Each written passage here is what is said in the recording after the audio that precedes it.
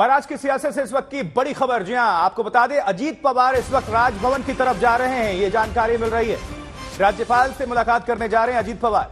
महाराष्ट्र की राजनीति में बड़ा उलटफेर हो सकता है। इस वक्त की सबसे बड़ी पॉलिटिकल ब्रेकिंग न्यूज यही है कि एनसीपी के विधायक राजभवन पहुंच रहे हैं। जी हां, अजीत पवार राजभवन जा रहे हैं राज्यपाल से मुलाकात करने। ये इस वक्त की सबसे बड़ी राजनीतिक खबर। महाराष्ट्र की सियासत में हलचल। अजीत पवार के साथ कई विधायक भी पहुंच रहे हैं। दीपेश त्रिपाठी हमारे संवाददाता जुड़ चुके हैं और ज्यादा जानकारी के साथ, अपडेट के साथ। दीपेश, क्या हलचल है महाराष्ट्र की सियासत में इस वक्त? जी आशुतोष, एक बहुत बड़ा सत्ता संघर्ष आज फिर एक बार महाराष्ट्र के इतिहास में लिखा जा सकता है, महाराष्ट्र के राजनीतिक इतिहास में लिखा जा सकता है। मेरे पीछे आप देख सकते हैं अजीत पवार जो राष्ट्रवादी कांग्रेस पार्टी के नेता हैं, उनका जो सरकारी आवास है देवगिरी, वहां पर सुबह 11 बजे से जो राष्ट्रवादी कांग्रेस पार्टी के नेता है उनकी एक बैठक चल रही थी।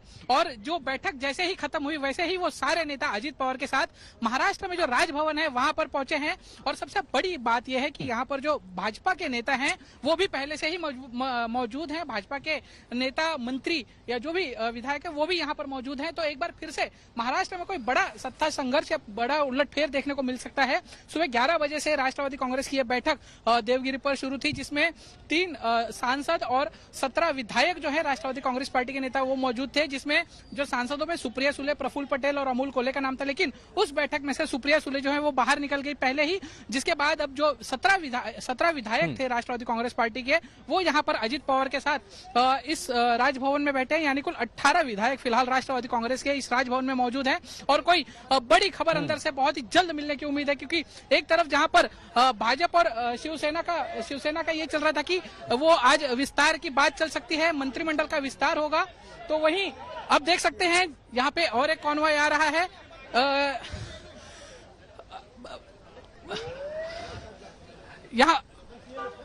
यहाँ पर जो रविंद्र चौहान है भाजपा के मंत्री, वो भी पहुंच चुके हैं। जो अन्य मंत्री थे वो भी पहले ही यहाँ पर मौजूद हैं।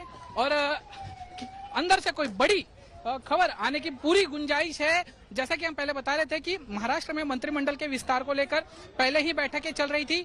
एक और जहां देवेंद्र फडणवीस का निवास स्थान है, सरकारी आवास है, वहां पर एक बैठक चल रही थी भाजपा की, तो दूसरी ओर एकनाथ शिंदे का जो सरकारी आवास है वहां पर शिवसेना गुट की बैठक चल रही थी। और उसी बीच में एक तीसरी बैठक चल रही थी जिस पर सबकी नजर थी, वो थी राष्ट्रवादी कांग्रेस पार्टी की।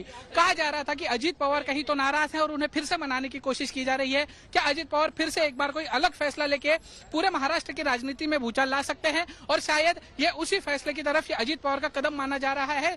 अभी तक जो सारे नेता यहाँ पर पहुंचे हैं वो अंदर गए हैं। बहुत ही जल्द अंदर से कुछ और भी बड़ी अपडेट आने की पूरी गुंजाइश है। आशुतोष, यानी दीपेश, लगातार जिस तरह से हलचल हो रही थी और कयास लगाए जा रहे थे कि भारतीय जनता पार्टी के संपर्क में हैं अजीत पवार और एनसीपी के लिए तगड़ा झटका हो सकता है, शरद पवार के लिए, महाविकास अघाड़ी के लिए, वो खबर सच साबित होती हुई पूरी तरह से नजर आ रही है। फिलहाल तो यही कह सकते हैं। जी बिल्कुल अजीत पवार पिछले कई दिनों से नाराज चल रहे थे। कई पार्टी के जो मेन कार्यक्रम थे उसमें भी अजीत पवार की मौजूदगी नहीं दिखाई दे रही थी। तो वहीं आज अचानक से अजीत पवार की इस बैठक बुलाई और इस बैठक में राष्ट्रवादी कांग्रेस पार्टी के जो नेता थे, जो विधायक थे, वो सारे पहुंचे थे। सबसे बड़ी बात यह थी कि आज की बैठक में ये तय होना था या ये नाम फाइनल होना था कि राष्ट्रवादी का जो प्रदेश अध्यक्ष होगा अगला वो कौन होगा, क्योंकि जो जयंत पाटिल है उनके 5 साल का कार्यकाल पूरा हो चुका है और उन्होंने भी कहा था कि अब किसी और को मौका दिया जाना चाहिए। तो वहीं इसी नाम पर चर्चा होनी थी, लेकिन अचानक से सारे विधायक बाहर निकले और दीपेश, एक और सवाल। शरद पवार कह रहे हैं कि अजीत पवार को बैठक बुलाने का अधिकार है। अब इस बयान का इस वक्त क्या मायने?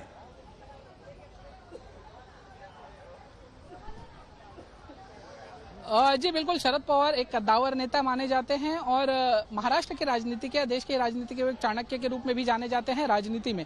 शरद पवार जो है वो आखिरी क्षण तक डिफेंड करने में यकीन रखते हैं। वो अपने पत्ते जो है वो आखिर तक नहीं खोलते। जैसे कि शरद पवार की अभी एक पत्रकार परिषद हुई पुणे में, जिसमें उन्होंने कहा कि विधायक दल की बैठक बुलाने का अधिकार है और उसी हिसाब से बुलाई गई है। हालांकि अंदर खाने की खबर क्या थी वो शरद पवार ने खुल के नहीं बताई, लेकिन जैसे ही विधायकों का पूरा जत्था अजीत पवार के घर पर जो मौजूद था वो बाहर निकला, सीधा राजभवन की ओर उनके गाड़ियों का काफिला निकला और वो यहाँ पर पहुंचा है। अब अंदर खाने की खबर यह है कि अजीत पवार शायद से बीजेपी के साथ जा सकते हैं या बीजेपी में शामिल ठीक है होंगे। दीपेश, ये आप देखने नजर वाली बात बनाकर होगी।